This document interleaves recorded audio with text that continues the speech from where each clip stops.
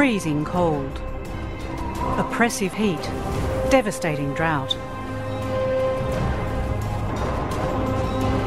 Extreme climate change may have contributed to the extinction of the Neanderthals and allowed modern Homo sapiens to dominate the Earth.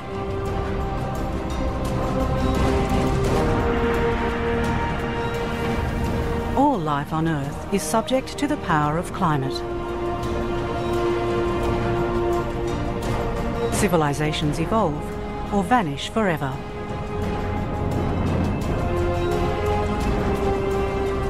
Favourable climatic conditions support the rise of great empires and promote trade, prosperity and artistic achievement. Adverse climatic events often lead to war and other human catastrophes.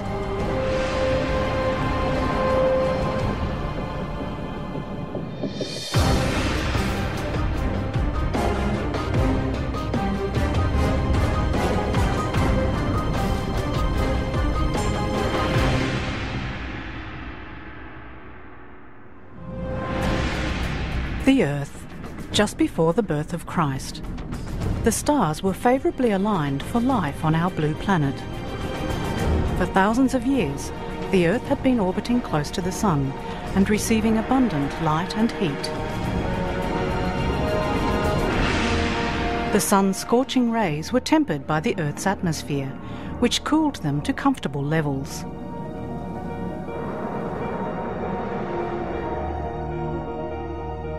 As well as the plentiful sunshine, there was also regular rainfall.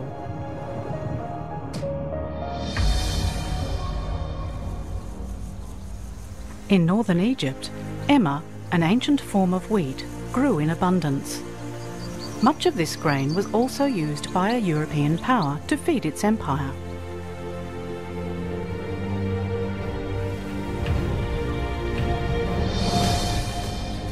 Rome was the centre of a vast empire. It's remembered for decadent luxury, grandiose architecture, and the lavish spectacles that entertained its people. This extravagance was possible because of favourable climatic conditions. So if you look at climate and what is you could perceive as good climate, what you really want is enough water throughout the year. So you can have agriculture, so you have enough drinking water, but also what you need is stability. So what you really want is the weather to be the same each year so you can plan. The growth rings of ancient oaks tell today's researchers that around 100 BC the weather was very stable and that temperatures were rising gradually. Average temperatures were about 2 degrees centigrade warmer than in previous centuries. For almost 300 years, climatic conditions were ideal for strong, stable growth. The small rise in temperature had a huge impact on the Northern Hemisphere, especially high in the mountains. Prior to this, the Alps had stopped the Roman Empire expanding northwards. But the higher temperatures caused glaciers to melt. Mountain passes were no longer covered in ice and snow, allowing Roman troops easy passage. Es ist deswegen vielleicht kein Zufall, dass sich das Römische Reich gerade in dieser Zeit in die nordalpinen Gebiete ausdehnt, also nach Germanien, nach Britannien. Da kann man auch wieder einen Zusammenhang mit dem Klima sehen. The Romans took advantage of the mild climate. Their troops crossed the Alps effortlessly and in large numbers. Nothing stood in the way of their conquest of Germania.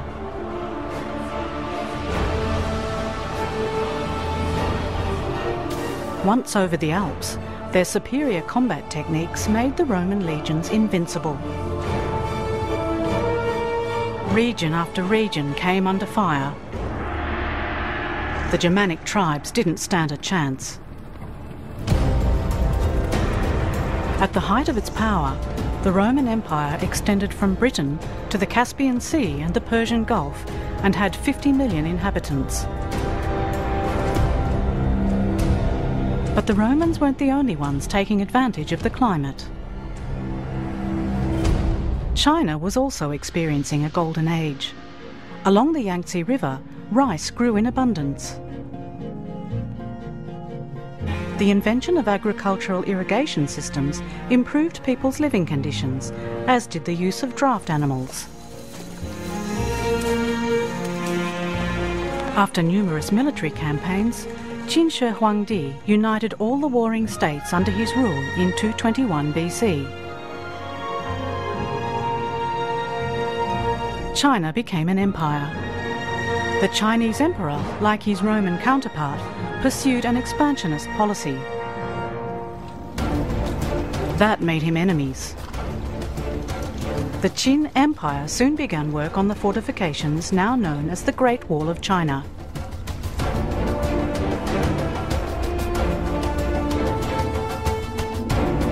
The wall was built of rammed earth and stone and was meant to protect the empire against hostile nomadic tribes in the north.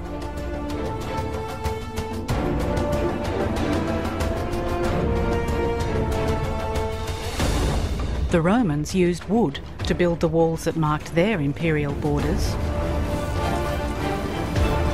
The Limes Germanicus, which stretched for over 550 kilometres, controlled the flow of trade and defended the empire against enemy raids.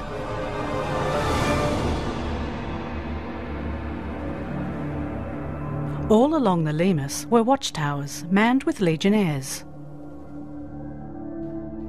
But that was not enough to protect Rome from a long series of battles with Germanic tribes.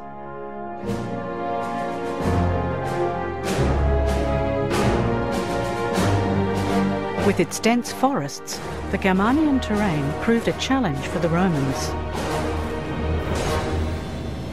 And they weren't used to the heavy rainfall in these northern latitudes. In 9 AD, 3 Roman legions entered the Teutoburg forest. It had been raining for days and the ground was muddy. The dense undergrowth meant they couldn't march in combat formation. They walked straight into an ambush. The great thing about the actual Roman Empire was its standardization. It standardized the way people made roads, how the army marched, and how they fought. The problem is that they were used to engage armies on sort of like a battlefield. However, when you're fighting in dense forest, in mud, with huge amounts of rainfall, suddenly all of that breaks down. So there's no organization. You're then fighting one-on-one. And that gave the Germanic tribes the edge because they were used to this running, hit-and-run battle approach in the dense forest.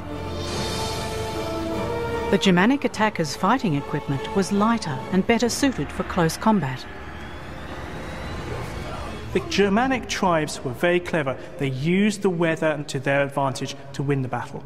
They could fight in the forest in appalling conditions with huge amounts of rainfall and lots of mud. And they knew that that weather, that climate, would actually give them the advantage over the Romans, who were used to working in teams and also in heavy armour and were using a large shield and a short stabbing sword. The legionnaires didn't stand a chance. The Battle of the Teutoburg forest was the Romans' greatest defeat. They no longer believed in their own invincibility and never again attempted to conquer Germanic territory east of the Rhine.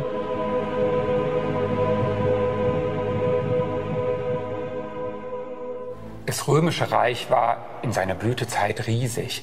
Es hatte fast keine Gegner mehr zu bekämpfen. Aber langfristig sollte ein Gegner so stark sein, dass noch nicht mal die Römer dagegen siegen konnten. Und das war die Klimaveränderung. Climate change is influenced by astronomical forces.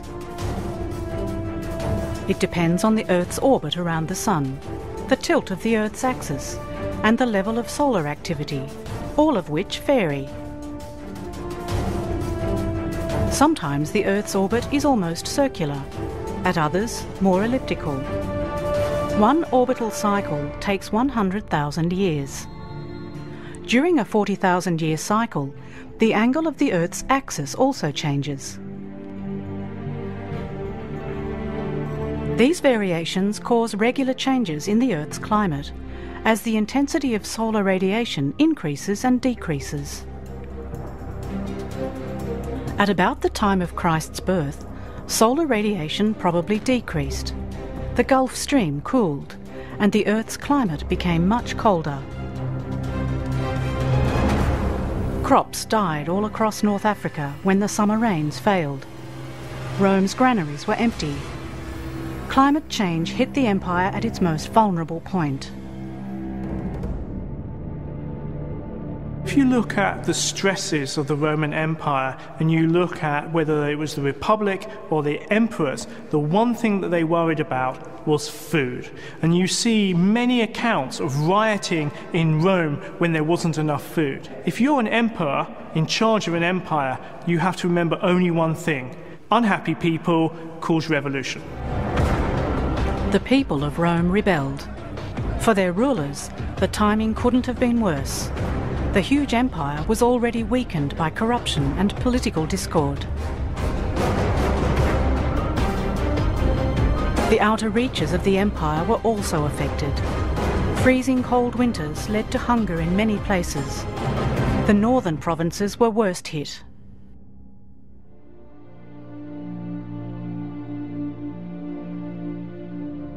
This bog mummy from northern Germany provides evidence of these extreme conditions.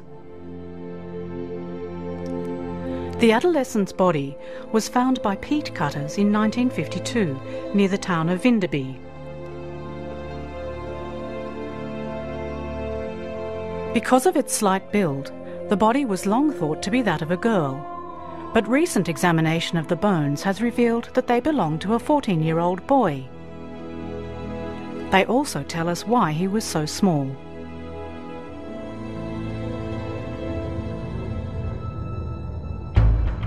The arm and leg bones show evidence of years of poor nutrition. His growth was stunted, and in some years he didn't grow at all. For 12 of his 14 years, the boy was severely malnourished. It's likely that many others in Germania also went hungry, as the cold, unstable climate made living conditions more hostile.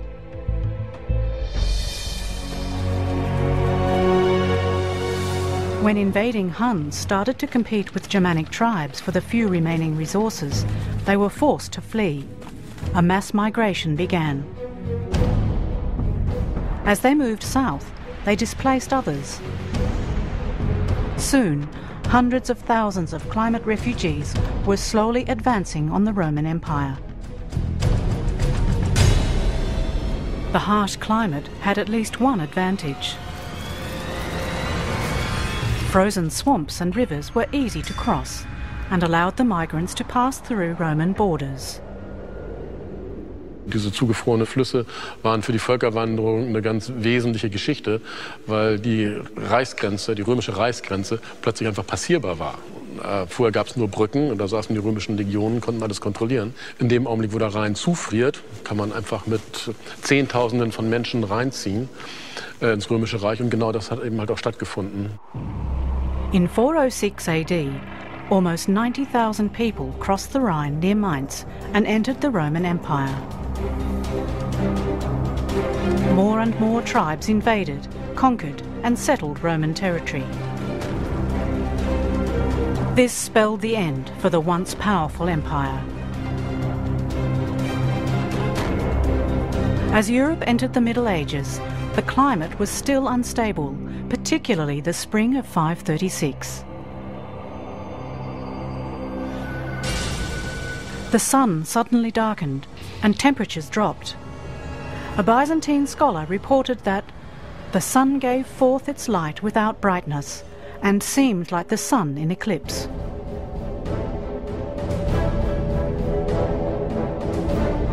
According to Chinese sources, there were summer snows, drought and famine. Irish monks also reported crop failures. For a long time, the darkened sun remained a mystery. Today, though, most experts agree on what caused it. Wir bemerken das Klima eigentlich nur, wenn es sich abrupt verändert. Also zum Beispiel, wenn ein großer Vulkanausbruch sich für einige Jahre auf das Klima auswirkt und es dadurch kälter wird. a cataclysmic event did take place in 536.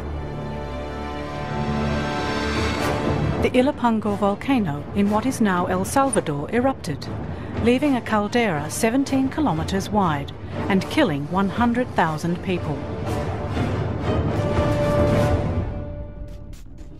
Climatologist Robert Dull sees a connection between the eruption of Ilopango and the darkening of the sun that was observed at the time.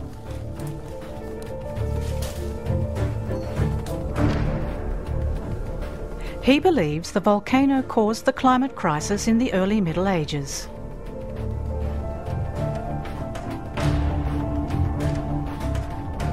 The volcano is basically the lake. What you see here is an outline of the entire area that was erupted all at once when this volcano erupted 1,500 years ago. The lake's dimensions suggest the size of the magma chamber at the time of the eruption.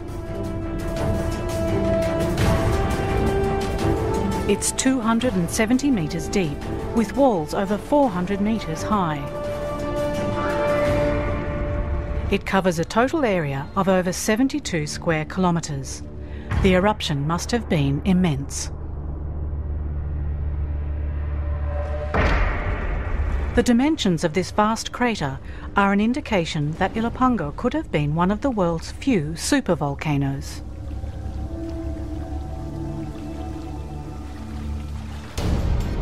Robert Dull wants to prove that Ilopango was big enough to trigger climate change. To do that, he needs to analyse the volcanic ash, which can reveal a great deal about the eruption.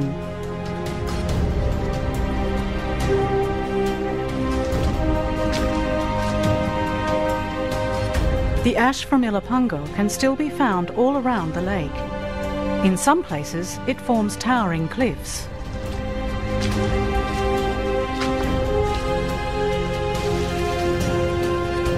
The colour of the ash holds the key. Ilopango ash is very light, an important fact according to Dull. The lighter the ash, the higher the silica content. Only high-energy eruptions produce ash containing large quantities of silica. When we find an ash that's light in color like this, it's very exciting for someone like me because what it tells us is that it's both high in silica and that it was erupted explosively in a geologic instant. Might have been a day, might have been 2 days, but a huge amount of material was erupted all at once, which tells us of the strength and magnitude and sheer immensity of this event.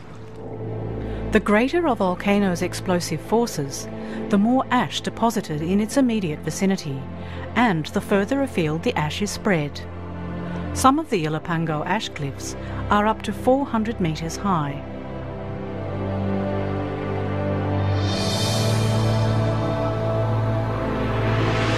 But Dull has found Ilopango ash a lot further afield. It formed hills, now overgrown by jungle. The origin of these hills is clear from the pumice stones Dull digs up. What we learn from these deposits is just the tip of the iceberg, really. Most of the material, by far, the great majority of this material is outside of the caldera, not just on the margins of the caldera, but many hundreds of kilometers away. Ash from Ilopango is found not only in El Salvador, but also in Honduras, Nicaragua, and Guatemala, and at the bottom of the Pacific Ocean. Even core samples from the Arctic and Antarctic ice sheets contain ash from the 536 eruption.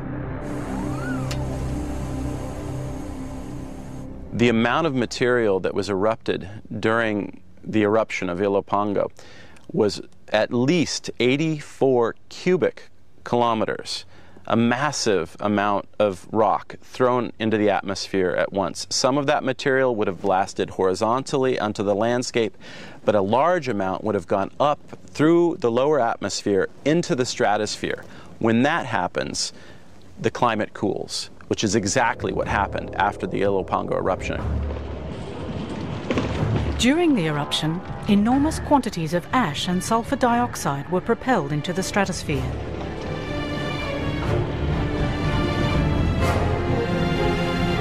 For months, these fine particles floated at an altitude of 25 kilometres. Ilopango lies close to the equator. From there, winds carried the ash and sulphurous gases to both the north and south poles. Within weeks, the blue planet was enveloped in a cloud of ash that blocked virtually all sunlight.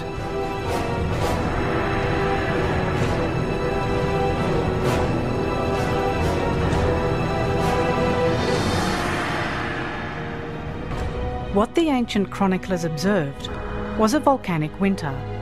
It lasted for 18 months and made the natural environment much more inhospitable.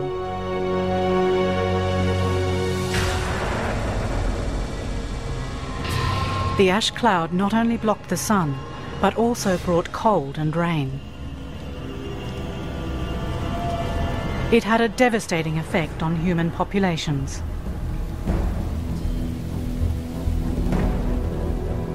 Harvests failed. Stored food rotted. People were hungry and weak and succumbed easily to bubonic plague. The volcanic winter ended, but the plague did not. Millions of people fell ill. In the 14th century, over 1/3 of Europe's population fell victim to the Black Death. Nature recovered more quickly than humans. After the volcanic winter, it reclaimed its territory. Only a few decades later, dense forests had grown across vast swathes of Europe. These forests were wild places where people only ventured to graze stock or collect wood.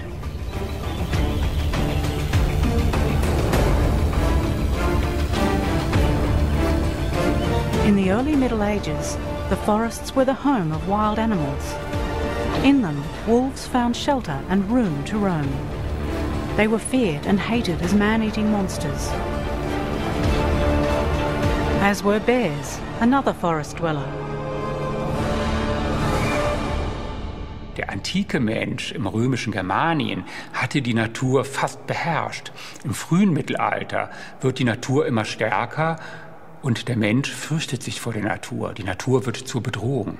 Der Wald wird wieder bevölkert von Tieren, die in der römischen Zeit viel weniger verbreitet gewesen sind. Das sind vor allem Bär und Wolf, wahrscheinlich auch Wildkatze. Es ist gefährlich, in den Wald zu gehen. Der Mensch braucht aber den Wald, weil er seine Schweine zur Mast in den Eichenwald treibt. Sheep and goats also grazed in the forests. They were easy prey for hungry wolves. Forests became a symbol of an all-powerful nature, and fear became the overpowering emotion of the time. Da ist die Angst vor einer Welt, in der man nicht mehr leben kann. Da ist eine neue Ausrichtung hin zu Gott. Da ist eine größere Spiritualität. Itinerant monks from Ireland began preaching Christianity across Europe in the 6th century. It spread across the continent at the same time as forest and wilderness.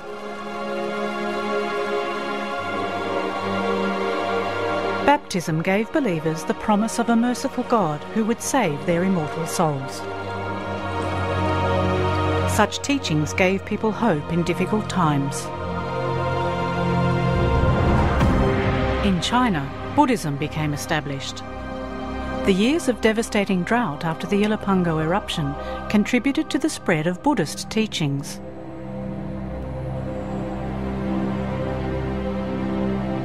Starving farmers found comfort in the possibility of being reborn into a more prosperous and happier life. Islam spread through conquest. According to some experts, Muslims began their military campaigns after a long drought on the Arabian Peninsula. In the 8th century, Islam came to Spain. But climatic conditions did not deteriorate everywhere on Earth. Weather patterns around the equator were almost perfect. Regular monsoon rains drenched the fertile soil. These ideal conditions saw the rise of prosperous and powerful kingdoms. In Central America, the Mayans built new cities. Many of them were home to over 10,000 people.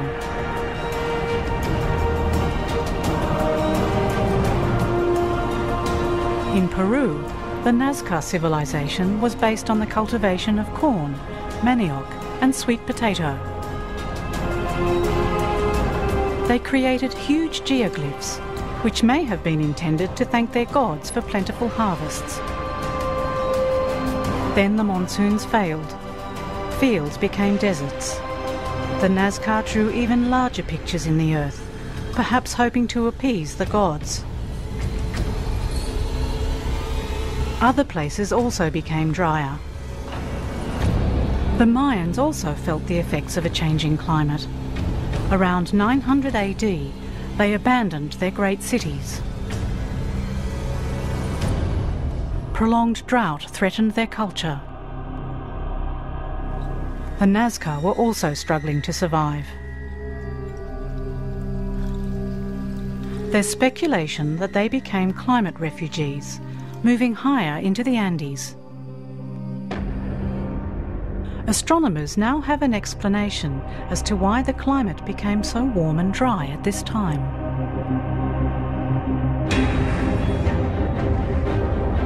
The reason was solar activity. The sun continuously produces vast amounts of energy, which are released on its surface in the form of solar flares and geomagnetic storms. This heat energy affects the amount of solar radiation that reaches the Earth. This radiation is strong at some times and weaker at others. This is because solar activity is always fluctuating.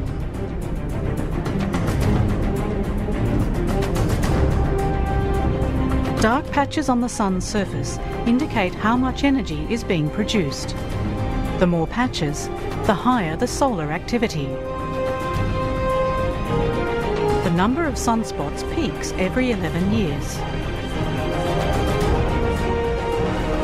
Such a peak occurred in 800 AD. Solar activity was at maximum levels, and solar radiation particularly intense. The Earth began to heat up.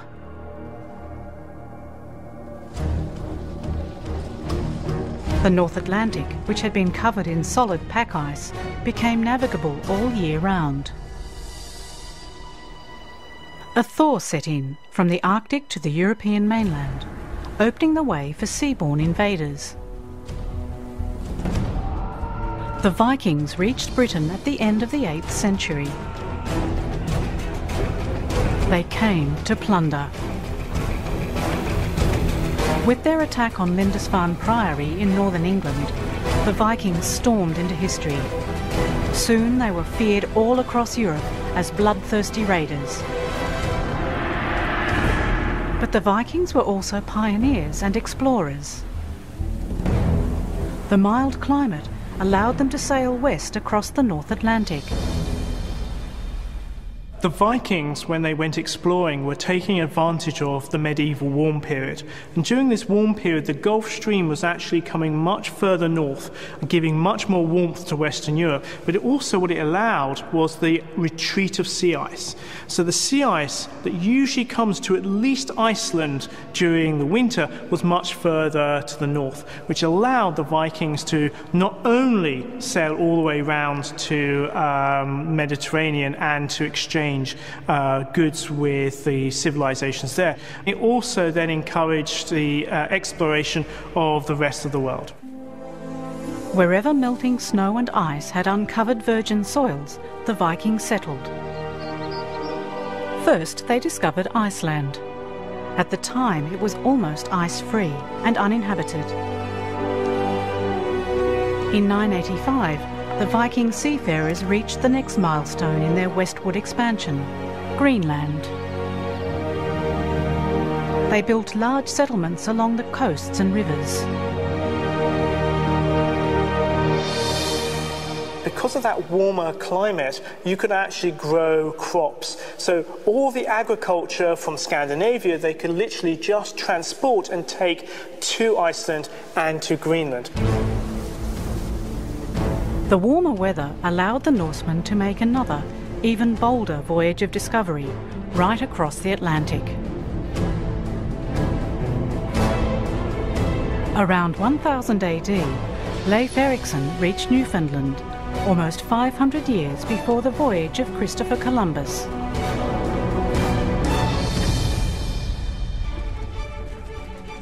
Meanwhile, temperatures in Europe continued to rise as the increased solar activity continued.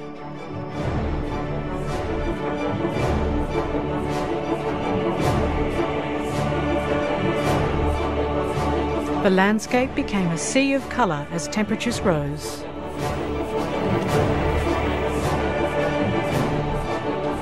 Forests began to grow at altitudes above 2,000 metres.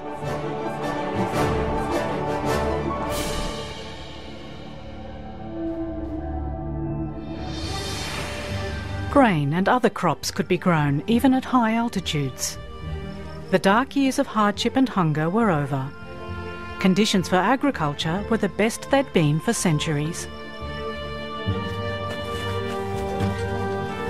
Farmers began using new technology to increase their yields.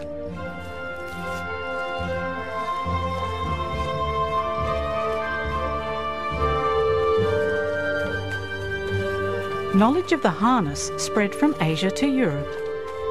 It allowed horses to pull more weight and till larger fields. The seasons were reliable.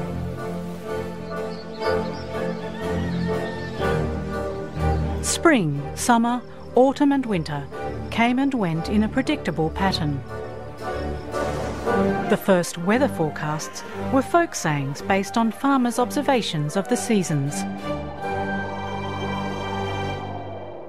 Das Schlimmste, was passieren kann, ist, dass wir jedes Jahr was anderes haben. Aber wenn das Wetter einigermaßen stabil ist, dann kann man von einem Jahr aufs nächste Jahr planen und dann kann man sich entwickeln. Agriculture became more intensive. One field was left fallow. One was used for legumes and another for grain. This three-field system was far more productive. Farmers were able to produce more than they needed, so they could trade their surplus produce.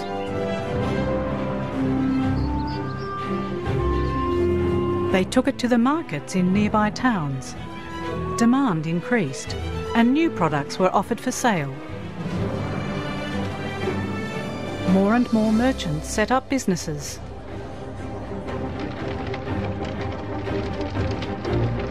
Village marketplaces grew into flourishing towns and cities. This set the scene for the emergence of a new social order, consisting of free citizens and wealthy merchants. Die Entstehung des Städtewesens als Antwort auf einen Klimawandel liefern die Initialzündung für ein Take-off der Menschheitsgeschichte, für ein Explodieren von Kultur und Zivilisation. Und damit ist der Grundstein gelegt für das Entstehen der modernen Welt, für unsere Welt. Amsterdam, Warsaw, Freiburg, Leipzig, The Hague. 3/4 of Europe's cities arose during the favourable climatic conditions of the High Middle Ages.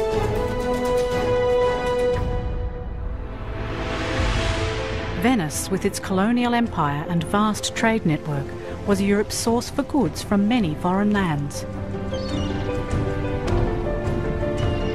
It wasn't long before Western Europe began to use coins, first ones that were valued by weight, and later the standard silver denarius. Increasing prosperity created the foundation for education, the arts and culture. Europe's first universities were founded in Bologna, Paris and Oxford. The moderate climate inspired a new architectural style. Gothic churches had large windows to let the sun in. Construction of Cologne Cathedral began in 1248. Slim arches and stained glass windows dominate the soaring presbytery. These allow light to flood the interior of the cathedral.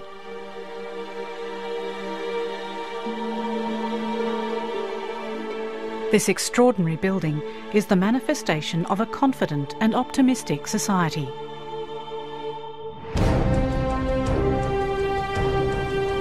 By 1250, kingdoms had been established all over Europe.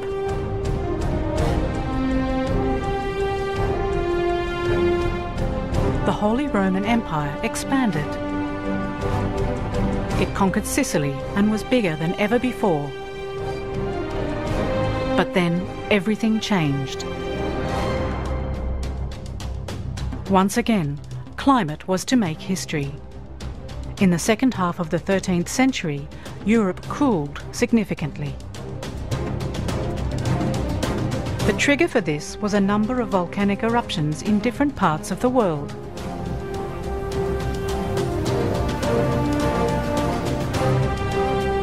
Most of them were located along the world's largest volcanic belt, the Pacific Ring of Fire. First to erupt in 1257 was Semalis volcano in Indonesia. Then Sicily's Mount Etna spewed fire. In 1453, the Kuwait volcano in Vanuatu exploded violently. Finally, the Laki fissure in Iceland erupted continuously for 8 months. It's estimated to have been one of the deadliest eruptions in history. All these eruptions spewed ash and sulfur dioxide into the stratosphere. They affected the world's climate for almost 500 years.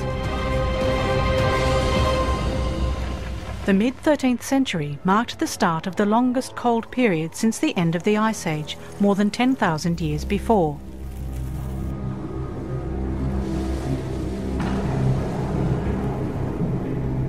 In Europe, the effects of this little ice age were described by monks, town scribes and chroniclers in thousands of documents.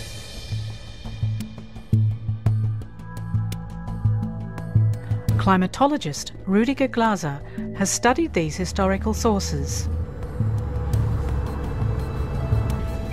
They describe vividly the devastating consequences of periods of extreme cold, as well as other natural disasters.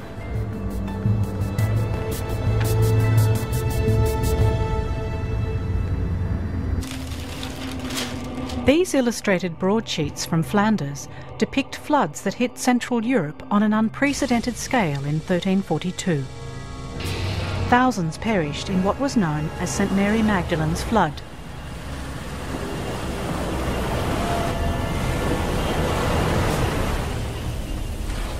(1342) war zum Beispiel der hydrologische Gau, das größte Hochwasser der letzten 1000 Jahre. Mit verheerenden Folgen. Es waren damals alle Brücken weggerissen worden, es sind ganze Hangpartien abgerutscht. Und selbst unter Wald, wo man einfach so eine gewisse Schutzwirkung normalerweise erkennen kann, gab es Schluchtenreißen, haben sich also kleine, nichtssagende Bächlein zu tiefen Schluchten vertieft und erweitert. There were destructive floods from Cologne to Vienna, from the Rhine to the Danube. In Frankfurt, the Main River rose to almost 8 meters.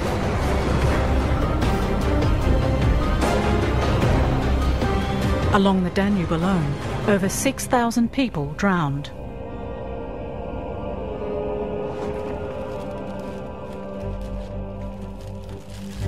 But the chroniclers didn't only record catastrophic floods.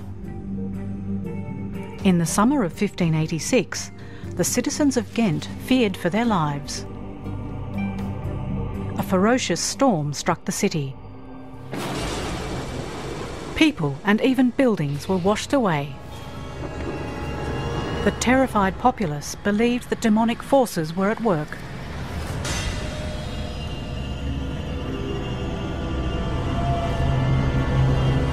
But the terrifying tempest of August 1586 was not caused by demons. Es zeigen sich dämonische Gestalten, die Häuser in Personen emporreißen. sodass der Verdacht sehr nahe liegt, dass das hier sogar ein Tornado ist, der abgebildet wurde. Evidence suggests it was a tornado that tore through Ghent. The storm had long-term effects on the city's inhabitants because essential structures had been destroyed. Man hat oft 1-2 Generationen gebraucht, um die Schäden von solchen Großereignissen wieder zu kompensieren, die Brücken wieder zu bauen, die Mühlen wieder zu bauen, die Wehre einzurichten. People believed that God was punishing them by sending all these natural disasters. During the 500 years of the Little Ice Age, unstable climatic conditions made life a daily struggle for survival. Und sie waren in der Tat in jeder Generation von Witterungsextremen und von Unwettern und von Klimakatastrophen betroffen. Und das hat natürlich die Menschen tief beeindruckt. Und sie haben tatsächlich dann das Gefühl gehabt, Doomsday, Weltuntergang ist angesagt. But it was not only extreme weather events that caused suffering. The key problem with the Little Ice Age is the actual cold conditions. After the population growth of the medieval warm period, where there seemed to be abundant food for this growing population, the Little Ice Age had a huge effect. The growing season for crops was much shorter and the climate was much colder. And so you find that as the Little Ice Age starts, you get famine throughout Western Europe. It had a profound effect on human society, and there were lots and lots of deaths through starvation. Records show that sometimes everything just stopped. This happened in the German town of Augsburg in 1658. Des Monats Jänner und Februar hat es so hart geschneit und gewehet, dass man nicht hat wandeln können, desgleichen alle Mahlmühlen, Hammer- und Sägmühlen eingefroren sind, dass man lange Zeit nicht hat arbeiten können. Not only were summers too cold for good harvests, but also much too wet. Continual rain caused seeds and crops to go mouldy and spoil. Famine killed many and weakened those who survived. They succumbed quickly when the plague returned. Europe's population had soared during the High Middle Ages, but now it fell by 1/3 in just 1 century. Desperate people sought an explanation for their misery.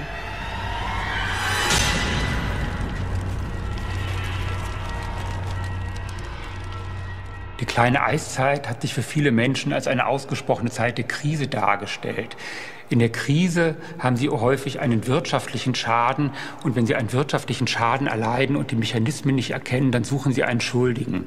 In der kleinen Eiszeit ist es kein Zufall, dass man gerade zu dieser Zeit eine viel stärkere Hexenverfolgung hat, die insofern in einem ursächlichen Zusammenhang zum Klimawandel steht. The witch hunts targeted people on the margins of society. Many of those accused of having made a pact with the devil were lower class, elderly and female. Wir wissen das leider aus den Folterprotokollen. Da wurden die Armen dann unter der Folter halt gefragt, wie sie das Unwetter gemacht haben. Also wie haben sie jetzt den Hagelschlag herbeigeführt, der die Reben zerschlagen hat, wie das Unwetter gemacht, wie die Überschwemmung hervorgerufen. Und unter der Folter haben die leider dann halt die Sachen, die ihnen vorgeworfen wurden, auch bekannt. Und damit war man sozusagen gefestigt und war der Überzeugung, dass sie halt auch die Ursache waren und die Übeltäter und Übeltäterinnen mit allen grausamen Konsequenzen der Hexenverbrennung und der Tötung. During the witch hunt sparked by the Little Ice Age, around 60,000 innocent people were burned at the stake.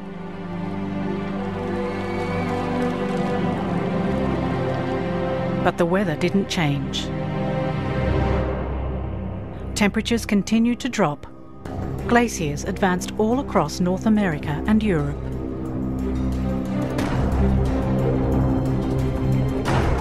Many people abandoned villages and farms in the mountains because of avalanches, landslides and glacial ice.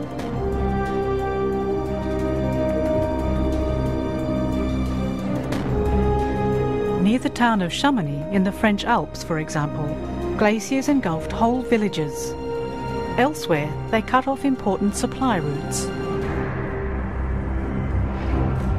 In Greenland and Iceland too, massive glaciers were encroaching.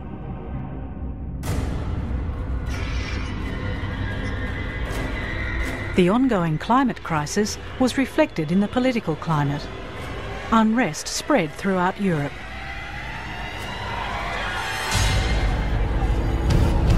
The second defenestration of Prague caused the collapse of the uneasy peace between the European powers and marked the beginning of the 30 Years' War. Soon, most of Europe was involved.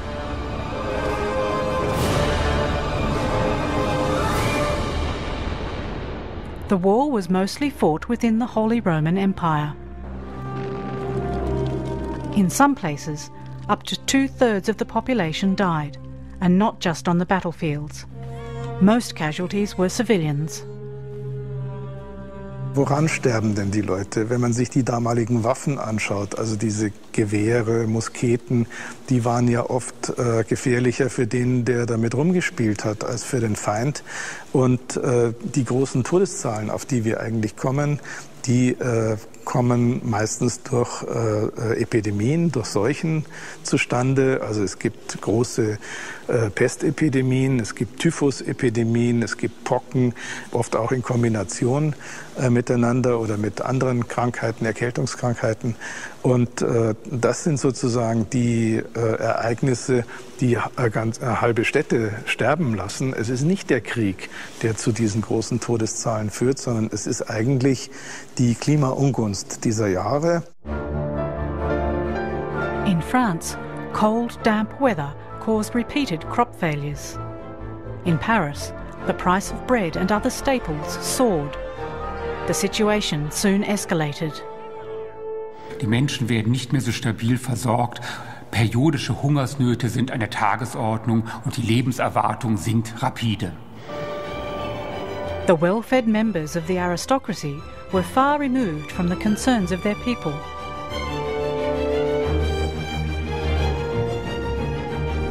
By the time the nobility realised how explosive the situation had become because of this lack of basic supplies, it was too late.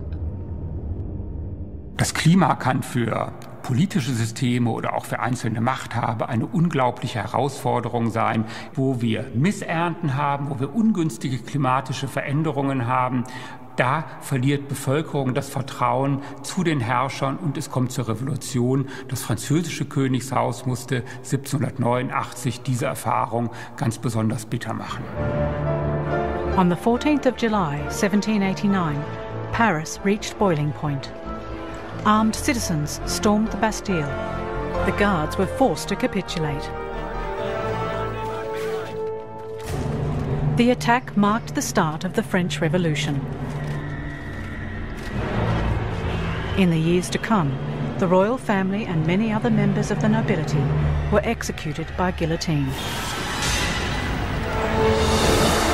The French people overthrew the monarchy, and democracy returned to Europe for the first time in 2,000 years. One slogan from the French Revolution was liberty, equality and fraternity, now France's national motto.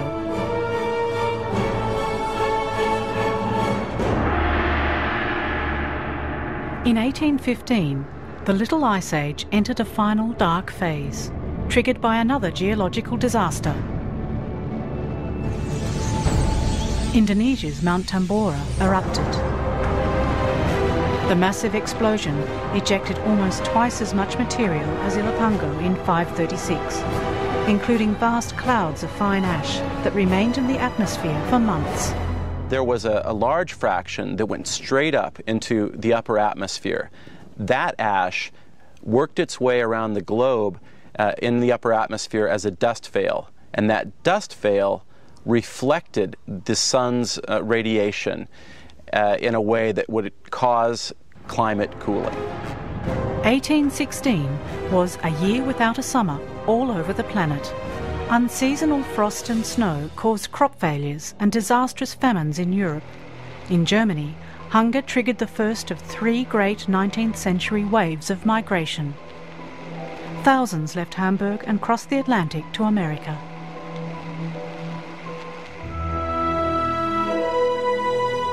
Finally, the cold eased.